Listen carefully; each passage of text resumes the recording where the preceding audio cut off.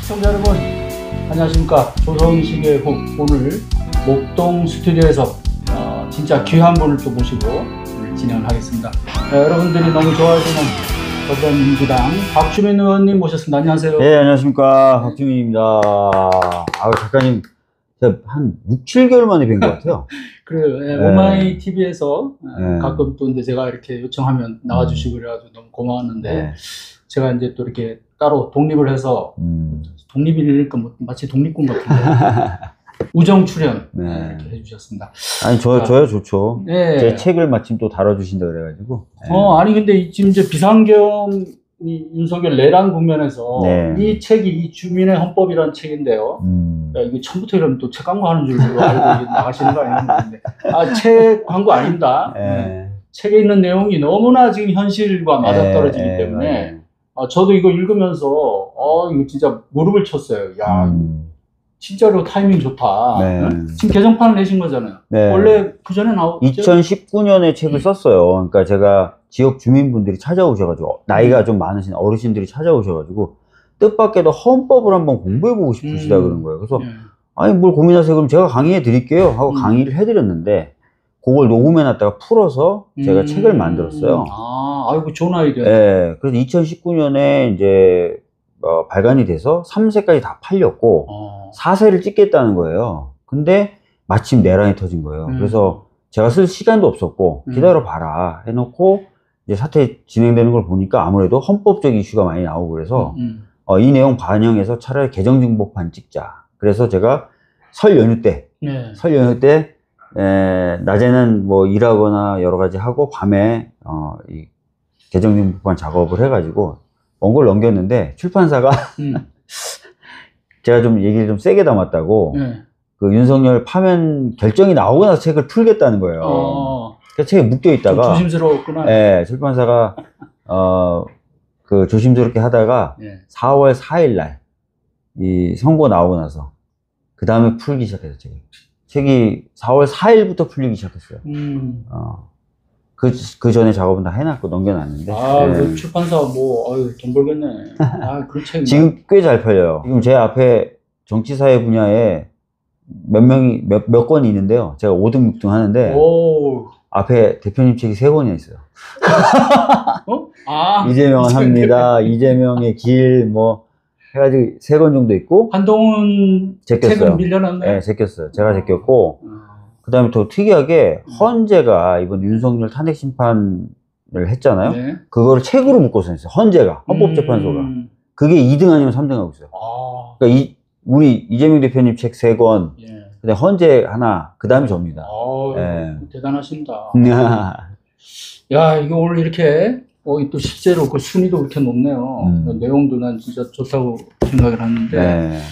자, 그래서 오늘은 시간이 되면 제가 이제 2부에서는 이 의료 대란 관련해서 이제 보건복지위시잖아요. 너무나 또 중요한 문제라서 그것도 좀 얘기를 나누고 싶은데 시간이 될지 모르겠어요. 나중에 한 번 더 불러주세요. 그러니까 오늘은 일단은 그러면 좀 이 헌법과 윤석열 내란, 헌법과 이 비상계엄 윤석열 내란이라는 주제로 이 책에 진짜 헌법에 대한 설명이 너무 잘 돼 있어서 이 헌법과 지금 상황을 딱 연결을 해서 이렇게 얘기를 해보면 좋을 것 같습니다. 보시는 분들이 오해하시면 안 되는데 제가 책을 드리기 전에 이미 작가님 사서 보셨대요. 그리고 보시고 나서 오히려 저한테 연락하셔서 한번 나와라 이렇게 얘기하셔서 제가 나오게 된 거예요. 그러니까 책을 광고하기 위한 건 아니다. 화면을 조금씩 보시면서 자, 너무나 중요한 헌법 1조 민주공화국이다, 대한민국은. 자, 그 책을 보니까 민주와 공화의 의미를 설명을 해주셨어요. 맞아요. 참 좋은 의미인데, 우리 민주공화국이라는 거. 어떻게 이 민주공화국에서 이런 말도 안 되는 불법적인 비상계엄, 현직 대통령 내란 사태가 일어날 수 있었는지 총체적으로 한번 간략하게 얘기해 주세요. 그러니까 실질적으로 이번 내란을 보면은 이제 헌법이 갖고 있는 그 일부 취약성이 그대로 드러나죠. 특히 이제 계엄 관련된 조항에서 물론 절차적인 요건을 정해놓고 있지만 통제가 상당히 부족했다. 이걸 이제 좀 알 수 있었고요. 그 다음에 이 내란 이후에는 헌법적 의무에 대해서 태업하는 고위공직자들에 대한 제재 규정이라든지 뭔가 그런 태업을 못하게 하는 조항이 부족했다. 이런 것들을 좀 알 수 있었던 상황이었어요. 그러면 이번에 보시고 뭔가 좀 또 입법으로 보완해야 될 거 이런 걸 좀 또 생각하셨겠네요. 그렇죠. 예를 들어서 뭐 국회가 선출하는 헌법재판관을 임명해야 된다라고 해놓고 뭐 언제까지 임명 안 하면 뭐 임명된 걸 간주한다. 이런 규정이 하나도 없어요. 맞아요. 그리고 뭐 언제까지 임명해야 된다는 규정 자체도 없어요. 왜냐면 그런 전례가 없어요. 선출하면 무조건 임명이었지. 그렇지. 예, 이렇게 태업할 줄 몰랐거든요. 태업에 대한 어쨌든 그 강제성 이런 것이 그런 게 없다. 없어요. 그러니까 지금 뭐 최상목, 한덕수가 그냥 마음 놓고 개기는 거죠. 그렇죠, 그렇죠. 그러니까 그런 부분이 이제 빠져 있어요. 왜냐하면 국민에 대한 태업이네요. 87년 헌법 개정 자체가 어떤 독재를 무너뜨리고 대통령이라고 불리는 권력 체계를 국민이 선출하는 데 집중돼 있었지. 그 이후에 이제 이렇게 선출됐던 권력이라든지 또는 그 선출된 권력에 의해서 임명된 공직자들이 헌법적 책무를 태업하는 것에 대한 방어책 이런 것들은 그 당시 고민하기 어려웠거든요. 그래서 그런 내용이 안 담겨 있어요. 네. 그렇구나. 자, 그리고 이번 이제 비상계엄이 정말 5.18 이후 처음으로 군을 동원한 거죠. 맞아요. 군이 이 민간에 투입이 됐습니다. 그것도 더구나 국회. 맞아요. 와, 정말 뭐 영화에서도 쉽게 볼 수 없는 맞습니다. 그런 장면이었는데. 자, 헌법 5조에 국군의 정치적 중립성 부분이 있어요. 맞아요. 그걸 준수해야 된다. 맞아요. 자, 이거를 뭐 완전히 깔아뭉개는데 이 부분은 어떻게 봐야 될까요? 그러니까 5조에 보면은 그 5조 특히 2항에 보면 국군은 국가의 안전보장과 국토방위의 신성한 의무를 수행하며 사명으로 하며 그 정치적 중립성은 준수된다. 그러니까 예를 들어서 이 표현이 되게 재밌는 표현인데요. 예를 들어 국군은 준수한다. 라든지 뭐 이런 식의 표현을 쓰지 않고 준수된다라고 얘기해요. 거기 또 디테일에 준수된다라는 건 뭐냐면 누구도 이걸 침해해서는 안 된다는 뜻이잖아요. 그렇잖아요. 헌법은 모든 국민과 또 국가기관에 대한 명령이니까 이 정치적 중립성은 준수되어야 되는 거고 준수된다는 거예요. 그러니까 국군 스스로도 준수할 뿐만 아니라 국군을 통수하는 사람도 이 준수되도록 이 정치적 중립성이 준수되도록 하는 책무가 있는 거예요. 준수된다니까. 그래서 이번에 보시면 헌재 결정문에 곳곳에 이 윤석열의 이번에 군을 동원한 계엄이 너 개인의 정치적인 목적을 위해서 특정 세력의 정치적 목적을 위해서 군을 동원한 것이기 때문에 정치적 국군 통수권자로서 이 군의 어떤 정치적 중립성을 지켜야 되는 그 책무를 위반했다는 표현이 곳곳에 나와요. 준수되어야 되는 정치적 중립성을 훼손했다. 근데 이게 사실 그 탄핵소추 위원들도 깜짝 놀랐다는 거예요. 이 결정문 이 부분을 보고. 별로 자기네들 이걸 중요하게 생각하지 않았대, 이 조문을. 그래서 그 재판 과정에서 크게 언급을 안 했는데. 맞아요. 이 얘기는 별로 안 별로 안 나왔는데 이 재판관들이 딱 이걸 집어내가지고 굉장히 많은 부분에서 윤석열이 더 이상 대통령직을 국군 통수권자로 있으면 안 된다는 점을 강조하면서 윤석열을 파면시켰던 핵심 조항으로 이 조항을 쓴 거죠.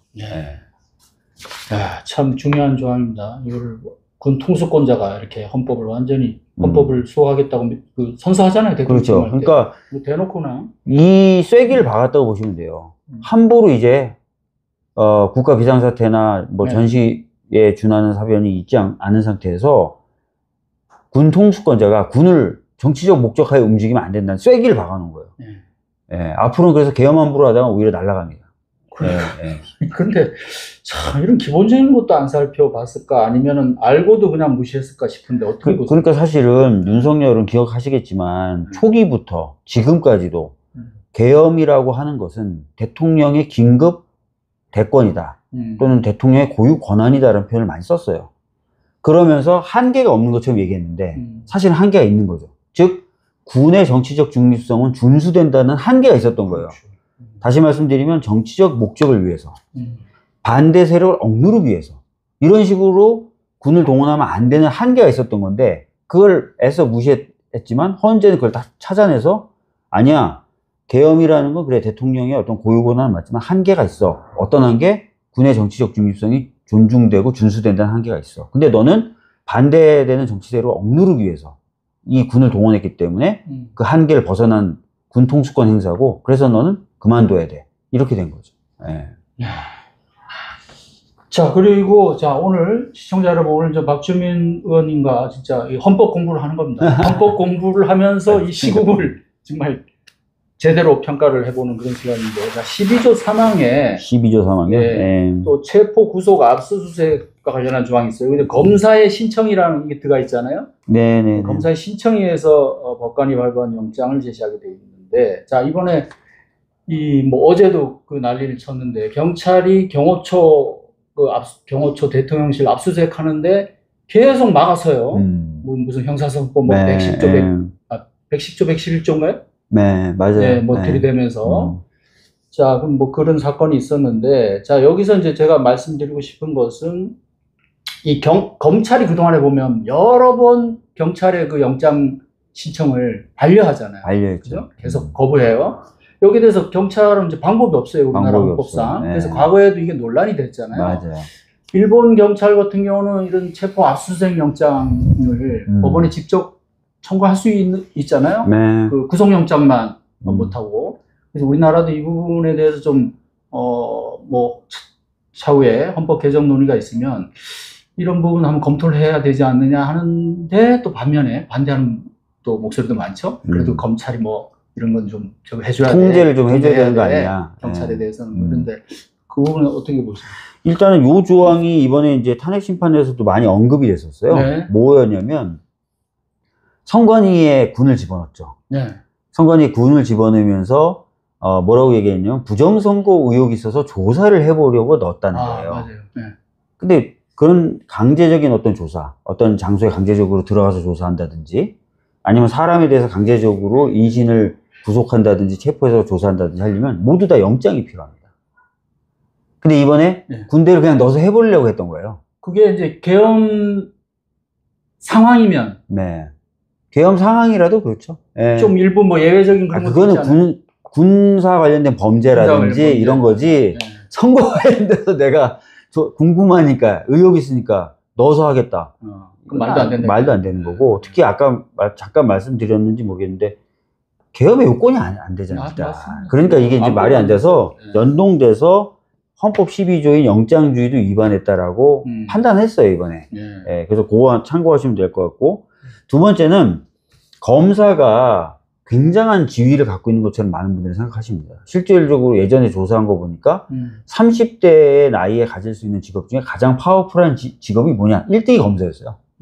그래서 사람들이 검사가 대단하다고 생각하지만 사실 헌법에서 보면 검사는 딱 2번 등장합니다. 영장을 신청하는 존재로서, 중간 매개체로서만 나와요. 예. 뭐 검사가 수사해야 된다는 조항이 있냐? 없습니다. 검사가 기소를 해야 된다는 조항이 있냐? 없어요. 예. 오로지 수사기관이 강제 수사를 할 때 영장이 필요하고, 그 영장 청구를 할 때 중간 매개체로서 검사가 2번 등장해요. 예. 그러니까 검사의 헌법상 지위는 별거 없는 거죠. 매우 미약한. 예. 실질적으로도 법무부 외청인 검찰청 소속 공무원이에요. 맞습니다. 행정공무원이에요. 반면에 판사는 굉장히 많은 조항을 가지고 신분을 보장하고 역할과 지위와 권한을 규정하고 있죠, 헌법이. 그 차이가 있다는 걸 분명히 아시면 좋을 것 같고.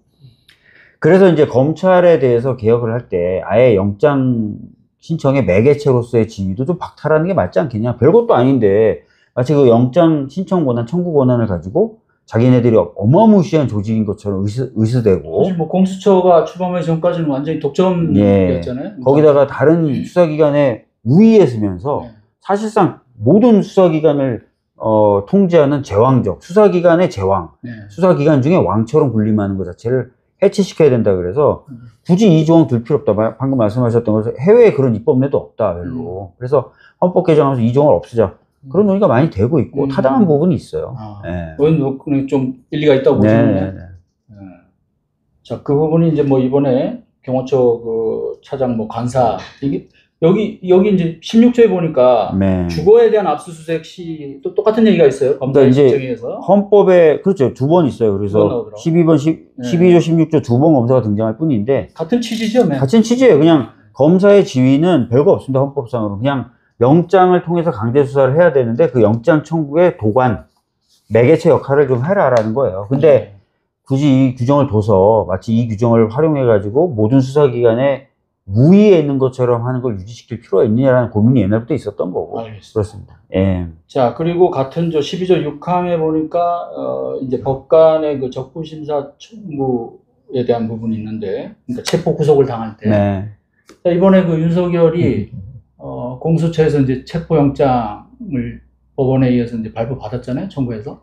체포되기도 전에, 체포 적부심 청구를 했는데, 네. 이걸 법원이 또 받아줬죠? 그러니까 정확히 말씀드리면, 네. 구속에 대해서는 2번 다툴 수 있어요. 그렇죠. 영장 발부 단계에서 한 번, 네. 구속된 뒤에 한 번. 네. 그러니까 구속영장 발부 단계에서 다투는 걸 보통 영장 실질심사라고 하고요. 구속된 뒤에 다투는 거는 구속 적부심사라고 합니다. 체포는 여기 헌법에 얘기된 것처럼 체포된 뒤에 다투는 적부심밖에 없어요. 네. 형사소송법에도 체포영장 발부 단계에 체포영장 실질심사라든지 네. 체포영장에 대한 이의신청 절차는 없어요. 형사소송법에도 네. 체포영. 왜냐면 뭐 작가님 잘 아시겠지만 체포하러 영장 들고 왔는데 야, 나 그 영장에 이의 있으니까 내가 이의 신청할래. 또는 이러면 체포영장이라는 게 긴급하게 이렇게 신고가 확보해야 되는데 그게 안 되는 거잖아요. 구속하고 다른 거죠. 네, 구속하고 다른 거라서. 근데 이제 대통령이랍시고 계속 뭐 다투고 불응하고 심지어 법원에다 이의 신청을 넣으니까 법원이 어쩔 수 없이 이의 신청을 받아들여줬는데 다시 한번 말씀드리지만 체포의 경우에는 체포되기 전에 이의 신청을 하는 절차는 없어요. 네. 근데 법원이 바보같이 받아들여줬어요. 물론 이제 결과는 그 영장은 적법하니 체포당하세요라는 결론을 내리긴 내렸지만 없는 제도인데 받아들여줘서 그럼 앞으로 저 같은 사람이나 작가님이나 아니면 일반 시민들 다 체포 영장 들고 오면 기다려, 나 이의 신청할 거야. 이렇게 되면 어떻게 되는 거예요? 그래서 사실은 체포 영장 제도 자체를 사실 형해화시키는데 이번에 법원이 바보같이 일조를 했어요. 자, 요런 설명은 요 책에 또 나와 있습니다. 자세히 설명이 돼 있어요. 좀 더 궁금하시고 더 알고 싶은 분들은 책을 보면 아주 친절하게 우리 의원님이 아주 설명을 잘해가지고 저도 보면서 저절로 고개가 끄덕끄덕 됐는데, 자, 그래서 뭐 지기현 판사, 이 문제의 지기현 판사가 보니까 이 책 그 시간을 따지는데 그 체포적부심 하는, 그죠? 그 시간은 또 뺐어요. 원래대로라면 산입을 해줘야 되는데 뺐죠. 그건 또 빼고. 그건 빼주고. 두 가지 관례에서 체포적부심 하는 시간은, 원래대로라면은 시간을 넣어줘야 되는데 빼버리고. 그러니까. 그러니까 뒤로 안 가죠. 그걸 넣으면 검찰이 지금 그렇죠. 기소한 시점이 시간이 안 지나는 거잖아요. 훨씬 남았죠. 하루 이상 남았죠. 거기다가 공수처장이 그거 가지고 구속된 건 날이 아니라 시간으로 짧게 산입해주고, 그러니까 앞으로 당겨지고, 그러니까 두 가지에서 장난을 쳤죠. 네, 아주 독특한 판사인데. 네. 지금도 계속해서 특혜를 주잖아요. 예를 들어서 지하 통로로 들어와라. 법정 촬영은 안 된다. 거기뿐만 아니라 인정신문도 하나하나 물어서 대답을 들어야 되는데 자기가 쭉 읽고 맞죠? 라고 해주고, 그 다음에 피고인들은 앞에 앉습니다. 왜 앞에 앉냐면 판사가 얼굴을 봐야 돼요. 이 사람의 표정, 태도도 다 보고 그거까지 포함해서 판사 판단해야 되는데, 그렇죠. 변호인들 앞에 앉고 그 뒤에 앉게 해줬어. 숨게. 저 그런 경우 거의 못 봤는데. 못 보셨죠? 네, 법정 뭐 많이 가봤는데. 그러니까요. 그러니까 그런 여러 가지 특혜를 해줬죠. 네. 아니, 뉴스타파 기자들이 지금 대통령 그 명예훼손 소송으로 재판을 계속 받고 있잖아요. 받고 있어요? 제가 이제 자주 가봤는데 항상 그 앞줄에 앉아가지고 당연합니다. 아무 말도 없이 얼마나 곤혹스러워요, 하루 종일. 네. 응? 왜냐하면 아까도 말씀드렸던 대로 이 피고인이 죄를 범했냐 안 했느냐를 따지는 거기 때문에 증거 또는 증인에 대해서 조사가 될 때 이 사람이 어떤 태도를 취한지 계속 재판장이 봐야 돼요. 그게 중요하네요. 그렇죠. 그냥 보지 않고 그냥 서면만 보고 뭐하러 공개법정에서 지기현 판사에 대해서는 조금 이따가 또 얘기를 하겠습니다. 네. 똘끼 가득한 이 정말. 자, 44조 의원 불체포 특권에 대해 나와 있는 거 맞나요? 네, 44조 나와 있죠. 이것도 이제 헌재 결정문에 언급이 돼 있어요. 예. 네. 자, 이 부분도 명백하게 지금 어겼죠? 네, 이번에 비상계엄할 때 끌어내라. 총을 쏴서라도 끌어내라. 이런 얘기 나왔고, 뭐 타이 같은 거 묶어서 뭐 연행해라. 이런 얘기 나오는데 44조에 보면 국회는 현행범인 경우를 제외하고는 국회 동의 없이 체포 또는 구금되지 않는데 이걸 위반한 거죠. 현행범이 아니잖아요. 현행범이 아니죠. 뭐 현행범이라고 할 뭐가 있겠어요? 현행범이라고 그나마 할 수 있으려면 자기네들이 냈던 포고령이 있어요. 네. 국회를 포함한 모든 정치활동을 금지하는데 포고령을 위반했네? 현행범이다. 체포하자. 이렇게 할 수는 있는데 문제는 국회 활동을 전면적으로 금지한다는 그 포고령 자체가 위헌이에요. 또 그렇지. 위헌이에요. 위헌이기 때문에 효력이 없어요. 효력이 없는데 그 포고령을 위반했다고 해서 체포할 수 없죠. 그렇기 때문에 이것도 말이 안 된다. 이런 명령을 했다는 것 자체가 위헌적이다라고 헌재 결정이 나옵니다. 지금 하나하나 뭐 사실 좀 뭐 더 있지만 지금 짚어보는 거 하나하나가 지금 좀 헌법 조항인데 이번 윤석열 일당의 비상계엄은 정말 뭐 헌법을 철저하게 다 위반했는데요. 어떻게 이렇게 요 조항을 많은 분들이 알고 계세요. 왜냐하면 국회의원들의 대표적 특권 중에 하나예요. 그렇죠. 그러다 보니까 국회의원들을 혐오하고 국회를 혐오하시는 분들은 이런 특권을 왜 주냐. 불체포 특권 없애야 된다는 얘기를 많이 하십니다. 근데 우리가 기억을 해야 될 게 박근혜 때도 기무사가 작성한 계엄 문건이 있었어요. 그때도 야당 의원들 40몇 명인가 체포해서 해제를 못되게 하자는 문건의 내용이 있었어요. 맞습니다. 기억나시죠? 그때도 체포해서 해제를 못하게 하려고 했던 기획된 내용이 문건에 들어있어서 저희들이 깜짝 놀랐고 그거에 대한 방어책이 불체포 특권이었어요. 그리고 이번에도 체포 시도를 한 거예요. 그거의 방어막도 또 불체포 특권입니다. 그래서 이게 단순히 국회의원들 위한 특권이 아니라 헌정 질서를 수호하기 위한 방어책이기도 하다. 그래서 국회의원들 혐오하시더라도 독재 정권을 용납하기 싫으시면 그렇죠. 이거는 좀 다른 관점에서 봐주실 필요가 이번에 그날 있다. 12월 3일 국회로 달려 들어간 담을 넘고 정말 들어가서 어떻게 보면 진짜 막 목숨 걸고 그래서 계엄을 저지한 물론 이제 시민들이 큰 역할을 했지만 국회의원들 정말 높게 평가해야 되고 노고를 취하지 않을 수 없는데 자 지금 말씀하신 대로 분명히 좀 일부 의원들은 정말 좀 저 사람은 배지 떼고 싶은 이런 사람들이 있잖아요 좀. 그러니까 그런 건 오히려 제가 그래서 계속 주장해왔던 국회의원에 대한 국민 소환제를 도입해서 정치를 잘못한다든지 그러면 뽑았던 국민들의 판단에 의해서 배지를 떼게 만들면 되는 건데 지금 만약에 이런 조항이 없으면 계엄이나 이런 것들이 그냥 다 잡혀가는 거예요. 그냥. 그럼 누가 저지해요, 그죠? 이거 정말 중요한 조항 같아요. 자, 그리고 53조의 대통령 제2요구권, 이른바 거부권. 자, 이게 뭐 아주 남발됐잖아요?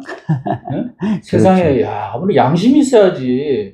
아니, 뭐 다른 법안은 좋아요. 근데 어떻게 자기, 본인, 그 다음에 부인, 뭐 최상병 특검법, 김건희 특검법, 이걸 어떻게 대놓고 3번씩이나 거부하냐고. 그러니까 이게 이제 두 가지 관점에서 좀 얘기를 해드려야 되는데, 이 제2요구권 앞에 꾸민 말이 없어요. 제한을 하는 꾸민 말이 없어요. 그러다 보니까 제한 없이 제2요구권을 행사할 수 있다는 게 국민의힘과 윤석열의 주장이었어요. 그런데 사면권, 대통령 사면권도 앞에 제한하는 꾸민 말이 없어요. 근데 사면법으로 다 통제하거든요. 그래서, 아무리 대통령의 권한으로 헌법에 명시되어 있고 그 앞에 제한하는 꾸민 말이 없다 하더라도 내재적 한계는 있다. 그래서 사면권도 제한적으로 행사하게 만들어 놓은 거 아니냐. 법률로. 이것도 지금 많은 학자들 보면 방금 말씀하셨던 것처럼 이해상충하는 거. 대통령에 대해서 뭔가를 하겠다는데 대통령이 내 이익에 반하니까 나 거부. 이런 건 못하게 해야 되는 거 아니냐. 라는 내용이 나오고 있고요. 자, 이 부분도 그러면 뭔가 입법 보완. 입법하면 되죠, 그건. 사면권도 똑같아요. 헌법상은 앞에 꾸민 말이 없어요. 그렇지만 사면법을 만들어서 어떤 조건이 돼야 사면할 수 있다고 돼 있어요. 이번 비상계엄이 또 한편으로 이렇게 상당히 교훈을 주고 또 우리 국회의원들한테 할 일을 많이 제시해 준 거죠. 그리고 하나 더 말씀드리면 뭐 법률에 대해서 우리 민주당을 비롯한 국회가 너무 뭐 위헌성이나 편향성 있는 법률을 많이 내더라. 뭐 이거저거 따질 것 없이 다 제의혹을 했기 때문에 그런 건 말이 안 되죠. 아니 근데 뭐 그 부분은 사실은 헌재 그 선고문에도 뭐 약간 이제 그런 뭐 국정 책임자로서 무슨 뭐가 뭐 그런 고충이 뭐 이해된다는 식으로 뭐 민주당에서 계속 뭐 그런 얘기도 조금 있던데. 그건 나중에 제가 좀 비판을 좀 하도록 하겠습니다. 따로 좀 다뤄야 되는 문제였고요. 자, 그리고 이제 65조의 탄핵이 있죠? 탄핵 조항? 네, 65조. 자, 이 탄핵, 이거 뭐 윤석열은 어쨌든 탄핵이 됐으니까. 근데 우리 이제 이 한덕수 총리, 네. 권한 대행을 맡은 이 한덕수. 네. 이 한덕수는 5가지로 탄핵 소추가 됐는데 네. 이게 헌법재판소에서 기각이 됐어요. 전원일치로. 네. 5명이 기각. 5명은 그렇죠. 기각을 했지만 네. 위헌하고 위법사항은 있다고 봤죠. 4명은 인정을 했고. 위헌하고 위법사항이 있다고 봤죠. 근데 인정하면서도 이걸로 또 파면할 사유는 아니다라고 얘기했고, 한 명은 위헌 위법사유가 그렇죠. 있고 중대하다고 했고요. 맞아요. 네. 자, 이 부분이 그래서 이렇게 이게 이제 상당히 아쉬운 부분인데 물론 뭐 여러 가지 이제 헌재 정치적인 뭐 균형 판단이 있겠지만 균형 판단이 있었던 것 같고, 한덕수 결정을 한번 보시면 튀어요, 판결문이. 그러니까 그 헌재 재판관을 임명하는 건 위헌 위법이라고 했지만, 그렇지만 중대하지 않다는 4명의 그 결정을 보면 튑니다. 위헌 위법이 있는데 갑자기 고의거실 얘기가 나와요. 아, 뭔가 이게 흐름이 좀 자연스럽지 않아요? 헌법을 따지는데 무슨 고의거실이 있어요? 형법도 아닌데. 맞아요. 그래서 고의거실을 얘기하면서 중대하지 않다 그래요. 아니에요, 그러니까요. 민사 형사상인데, 그래서 야, 억지로 썼구나, 이런 느낌이 들었대. 야, 윤석열 파면에 초점 맞추느라고 억지로 썼구나. 누구나 다 그 얘기할 겁니다. 갑자기 판결문 결정문 탁 튀는 거. 그러니까. 그리고 뭐 어쨌든 그렇게 기각을 해야 되니까 이 한덕수라는 사람이 뭐 완전히 간이 배 밖으로 나왔죠. 그래가지고 와가지고 뭐 멋대로 대통령 헌재 재판관까지 지명을 하고 나서 지도 말이 안 된다고 생각해 이제 서둘러 낸 의견서가 지명 안 했다 그러잖아요. 지명 안 했다 그러잖아요, 자기가. 그러니까 얼마나 웃겨요. 본인 수준을 스스로 떨어뜨리기도 하고 국민을 뭐 정말 그러니까 최종적인 한덕수 입장, 전 지명 안 했는데요, 이거예요. 아니, 더 웃기는 거는 어쨌든 그런 사람이 뭐 이분이 뭐 경제적인 식견이나 안 보고 모르겠어요. 근데 경제적인 식견은 뭐가 있으면 무슨 성과를 했습니까? 뭐 노무현 정부 때부터 뭘 쭉 해왔잖아요, 그래도. 근데 또 한덕수를 대선 후보로 만들겠다는 또 이런 사람들은 난 뭔지 정말. 그러니까. 근데 나름 뭐 그쪽 진영에서도 경쟁력이 있다는 거 아니에요? 그건 잘 모르겠어요. 예. 근데 하여튼 본인이 지명을 했다고 발표했어요. 그 제가 발표문 나중에 한번 읽어보시면 지명했다는 표현이 곳곳에 나오고, 맞습니다. 그 지명이 자신이 그냥 함부로 한 게 아니라 정말 고심 끝에 했다는 표현도 나오고, 심지어 모든 책임을 자기가 지겠다는 표현까지 나오는데, 놓고 지명 안 했는데요? 누가 지명했대요? 이러고 있어요. 대통령의 근데 그런 사람을 대통령 후보로 만든다면, 불과 며칠 전에 한 얘기도 그렇게 누가 지명했는데 이러는 사람이 뭐 어떻게 책임 있는 정치를 할 수 있겠어요? 윤석열 밑에서 3년 동안 배운 거죠. 거짓말을 어떻게 잘하는 뭐 거짓말의 기술을 배운 것 같은데. 자, 66조 대통령의 헌법소 책무 맞나요? 맞습니다. 예, 여기서 이제 의원님이 대통령의 이중적 지위를 언급하셨어요. 자, 헌법소 책무가 있는데 뭐 보란 듯이 헌법을 깔아뭉갰습니다. 네, 이중적 지위는 이제 앞에 원수. 거기에서 나오는 원수로서의 지위와 행정부 수반으로서의 지위가 있어요. 그거 잠깐 뭐. 그 원수로서의 지위가 있기 때문에 이제 행정부 수반을 넘어서서 뭐 지금 뭐 헌재라든지 중앙선거관리위원회라든지 이런 데 구성에 영향을 미치죠.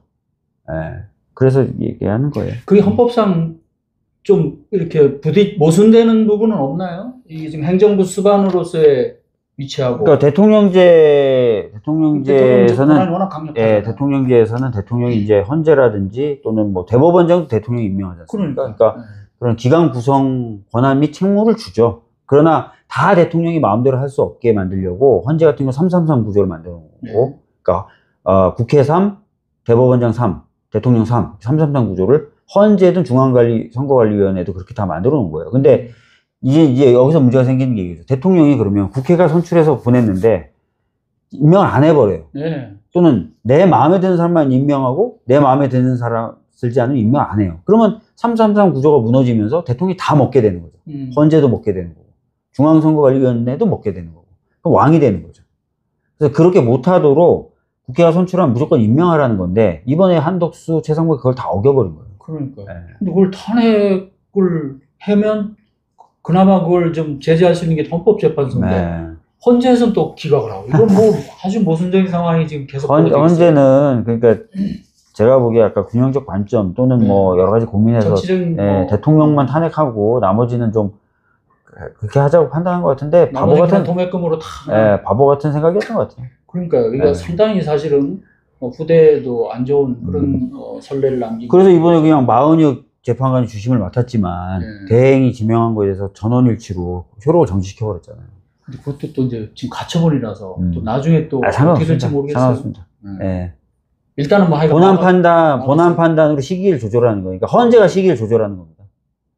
헌재가 이거는 대행이 조절하는 게 아니라 효력을 정지시켜놨고 효력이 풀리는 시기는 헌재가 결정해요. 그래서 다음 대통령이 와서 대통령이 지명하면 되거든요. 그 이미 지명돼 있는 건 처리하고 대통령이 지명하면 돼요. 다음 대통령이 혹시 뭐 저쪽에서 될 리는 없어요. 네, 될 리는 없습니다. 자, 77조 3항에 보면 이제 이게 이제 계엄 우리 윤석열 씨가 만들었던 포고령 1호와 관련된 계엄 시에 영장제도, 언론, 출판, 집회, 결사, 정부와 법원의 권한에 관해 특별한 조치를 할 수 있다. 그렇죠? 77조 3항에 계엄과 관련해서 이제 있는데. 그러니까 국회에 대한 내용이 없어요. 그렇죠. 그거 좀 설명을 해주세요. 국회에 대한 내용을 뺐어요. 그러니까 비상계엄이 선포되면 특별한 조치를 할 수 있는 대상이 되는 부처가 법원하고 정부예요. 그러니까 국회는 왜 빠졌을까 하는 그 의문도 들어요. 국회가 계엄을 해제할 수 있으니까. 그렇게 시스템을 만들어 놓은 거예요. 만약에 그럼 해제할 수 있는 기간이 없거나 해제할 수 있는 기간에 대해서조차도 특별한 조치를 할 수 있으면 해제가 안 되는 거잖아요. 그렇죠. 그러면 군사를 동원해서 3권을 다 장악하고 독재를 하니까 국회는 해제를 할 수 있게 해놓고 국회에 대해서는 특별한 조치를 할 수 없게 만들어 놓은 거예요.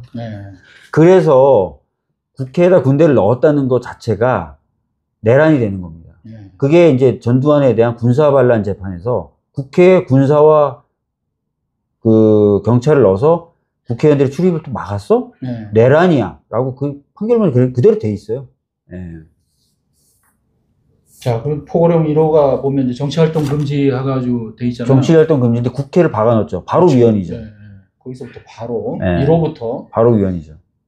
자, 이걸 또 나중에 뭐 포고령을 서로 네가 작성했네, 내가 작성했네, 참 또 발뺌하고. 그 장면은 티키타카 한 장면은 그 후대 분들이 계속 보셔야 돼요. 김용현이 나왔을 때 헌재에서 그 국회 그거 왜 넣었어요? 그랬더니 그 효력이 없는 줄 알면서 그러지 않았어요? 아, 맞아요. 그 효력이 없다고 다 대통령이 다 아시는데 그냥 어차피 효력이 없는 거니까 그냥 국회 놔두자. 그래. 아, 맞아요. 껄껄껄 지들끼리 웃으면서.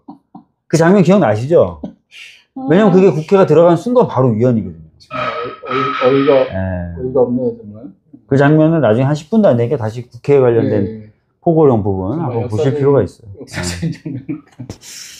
자, 그 다음에 또 어긴 게 계속 더 있어요. 조금만 더 보면 82조 대통령의 국법상 행위는 문서로서 한다. 맞아요. 이 부분. 그 다음에 이 문서에는 국무총리하고 국무위원들 부서를 해야 된다. 근데 부서라는 게 마치 저 출근했어요 또는 회의에 출석했어요 라고 출석부에 기재하는 그런 의미가 아니에요. 부서라는 거는 안건을 자기가 다 보고 검토하고 이 안건의 내용에 대해서 심의를 마쳤다는 의미의 부서예요. 사인이에요. 실질적인 거네요. 실질적인 거예요. 그러니까 마치 지금 보면 형사재판할 때 사인했던 것 같아. 회의에 도착했다고 사인했던 것 같아. 그건 부서 아니에요. 출석부에 체크하는 거죠. 그거랑 완전 형식적으로 그리고 입법조사처는 특히 이제 그 문서로서 하고 부서가 필요한 국가적 행위 중에 이 계엄은 국무회의에 참석한 전원의 부서가 필요하다라고 분류하고 있어요.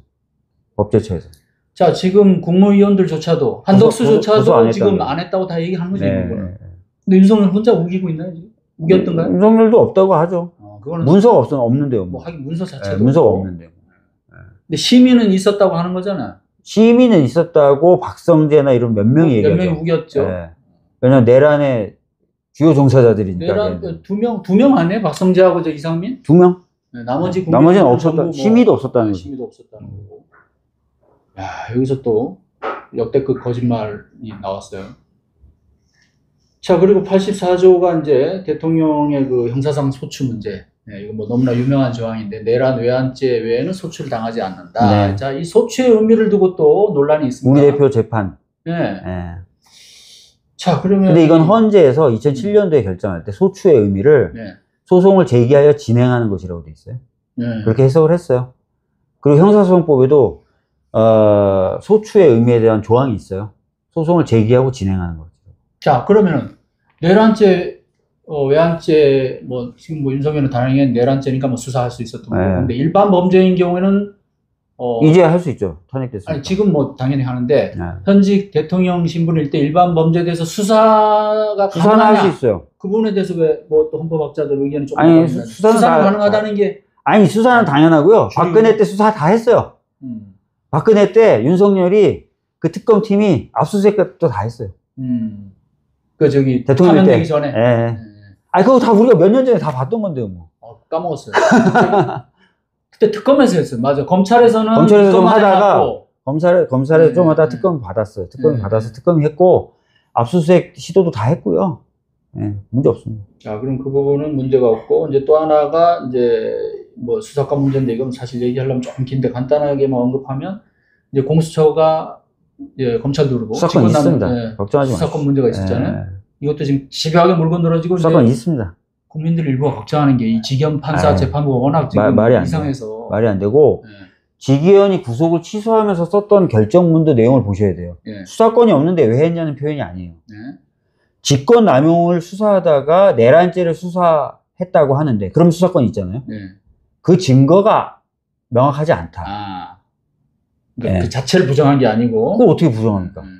법에 그렇게 돼 있는데 관련 범죄는 수사할 수 있도록 돼 있는데. 그래서 공수처에서는 뭐 그런 과정이 있었고, 근데 그걸 뭐 그런 그 입증 자료를 재판부에 뭐 미처 못 냈다, 뭐 맞아요. 이런 얘기가 나왔어요. 맞습니까? 네, 맞아요. 저희가 자료 제공 요청하니까 이만큼 내더라고요. 있다고. 그럼 직권남용죄로 어쨌든 이제 두 가지 트랙이에요. 두 가지 트랙. 직권남용으로 수사하다가 내란 수사하는 방법이 하나 있고요. 검찰도 경찰에 대해서 수사할 수 있어요. 그렇죠. 경찰이 내란에 동원됐습니까, 안 됐습니까? 동원됐죠. 그럼 경찰이 범한 범죄는 다 수사할 수 있어요. 수사하다가 내란으로 가면 돼요.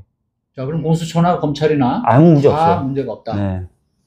그거 지금 법사위나 본회의에서 진행되는 그 대정부 질문에서 법무부 장관이나 얘네들 나와서 다 하는 얘기예요. 아무 문제 없어요. 이러면서. 그쪽에서 뭐 지금 그리고 법원도 영장을 이미 몇 번을 발부해 줬잖아요. 근데 이게 말이죠. 저도 이제 뭐 집회도 많이 취재도 다녀보고 있는데 보수 쪽 집회도 가서 다 얘기도.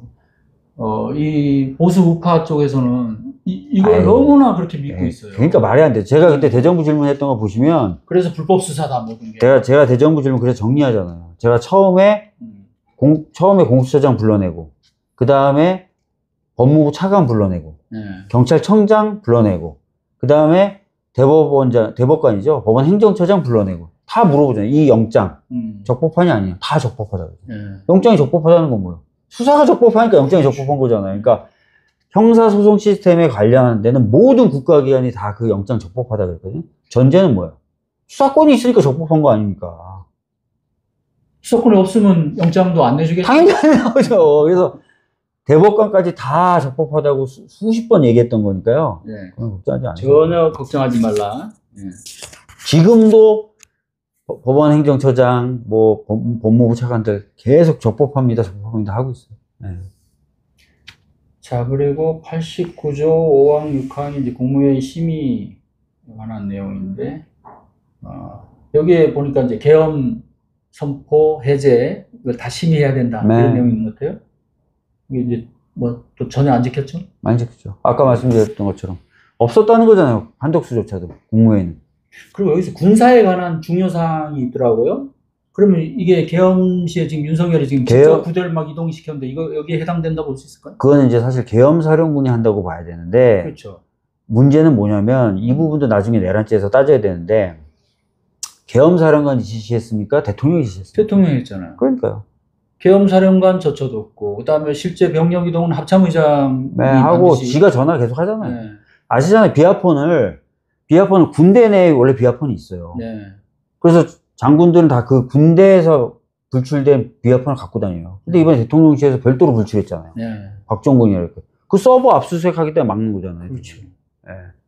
대통령이 직접 비아폰을 지시했던 그 서버. 그냥 군대 내 서버가 아니에요. 지금 비아폰 서버. 대통령실. 대통령실. 왜냐면 별도로 불출을 했기 때문에. 그러니까 이게 지금 막 기를 쓰고 목숨을 걸고 막는 것 같아요, 지금. 그 일부에서는 이제 비아폰 서버에 검찰 고위 간부들 연루 흔적이 있을 수 있다. 그 비화폰을 누가 받았는지, 예. 그 목록에는 검찰 차장이나 이런사들 받은 걸로 돼 있잖아요. 제가 기억하기는 대검차장? 예, 대검차장. 제가 기억하기는 그런데. 그러니까 이게 뭐 검찰 고위간부는 사실 뭐 우리나라에서 제일 수사하기 힘든 사람들이잖아요. 알다시피 심지어 뭐 심우정 총장에 대해서도 이런저런 의혹도 있는데. 자, 그리고 헌법 106조 법관 탄핵 조항이 있습니다. 자, 그래서 아까 제가 이제 지기현 판사 얘기를 조금 더 하려고 아껴둔 거예요. 지금 얘기하려고. 자, 지금 이제 지난번에 12월에 우리가 검사들 3명 민주당 주도로 국회에서 탄핵을 했는데 다 기각당했어요. 네, 맞아요.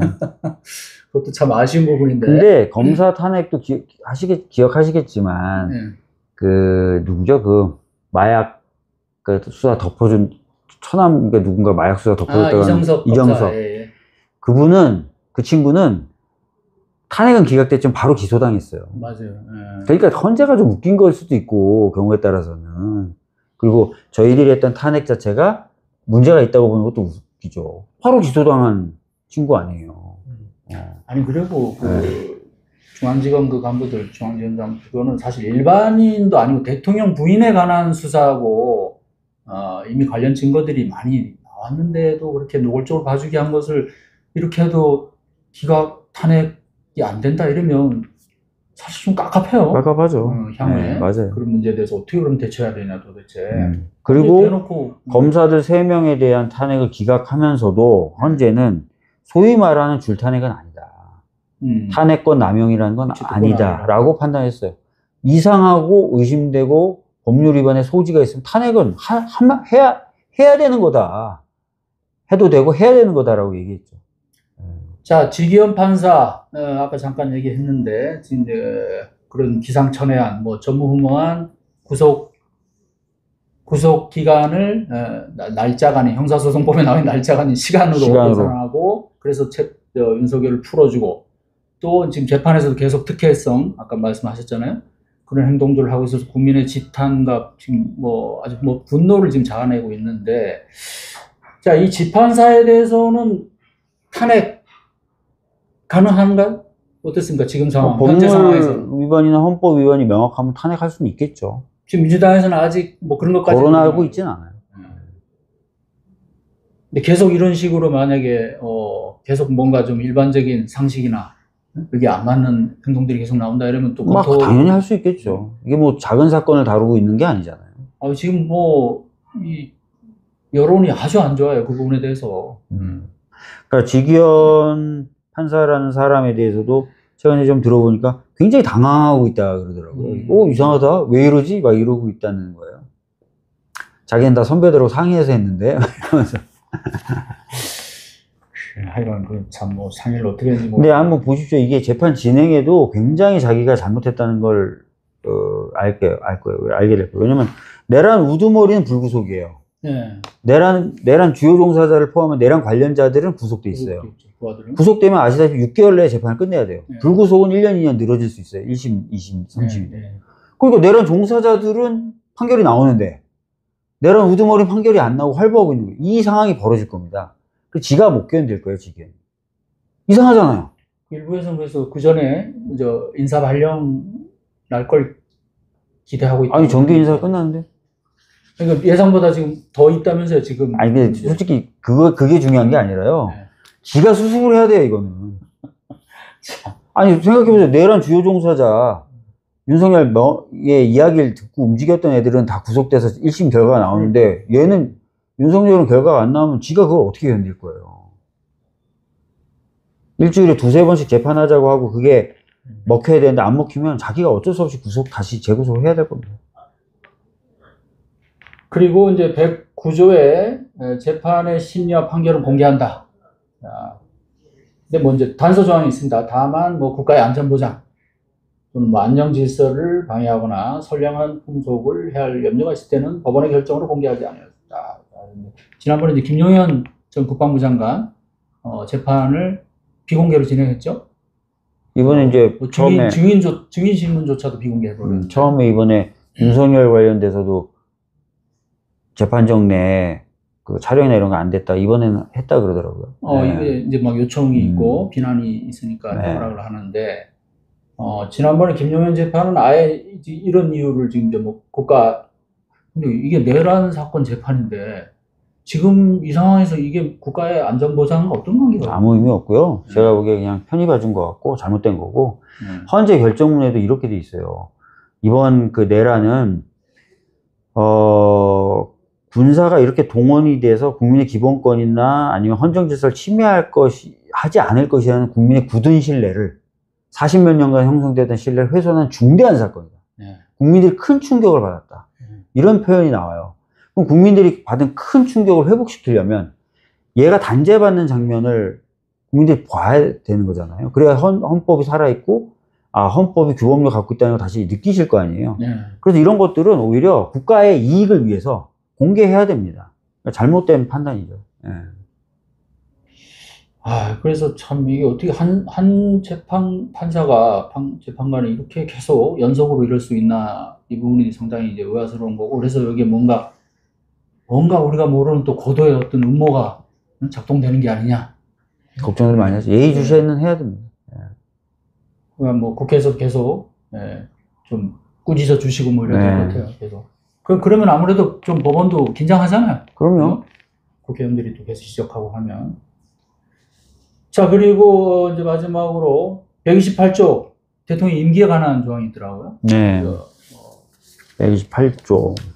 한번 보세요. 128조 2항의 대통령 임기 연장 또는 중임 변경을 위한 헌법 개정은 그 제한 당시에 대통령에 대해서는 효력이 없다. 네, 맞아요.